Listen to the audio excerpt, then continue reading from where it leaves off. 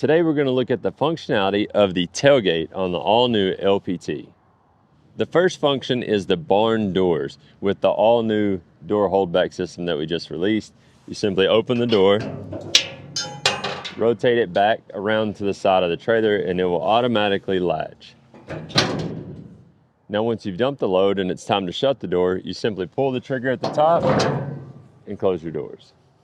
The barn doors were primarily used when you want to dump all of your material in one spot, or when you're doing, tear outs or bulky debris, you use the barn doors.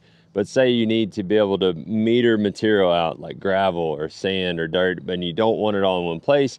You want to be able to meter it out and drive along and dump the material. You would use what we're going to look at now as the spreader gate.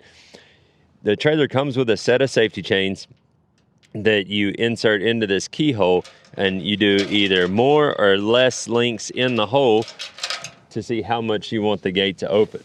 You simply unpin it at the bottom, unlatch it, and it lets the gate out hinged at the top. Again, you can put more chain in the keyhole or less chain to determine how much the gate opens, and that's how much material will come out at one time, so that you can actually meter it and feather out over a distance.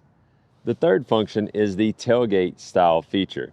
You can pull these spring clips out of the top, remove the center hinge pin, and the gate will lay down as a tailgate. Usually on the shorter side trailers, this actually functions as more of a truck tailgate. If you needed to haul some longer material that needs to overhang the back, something of that nature, you can use it as a tailgate.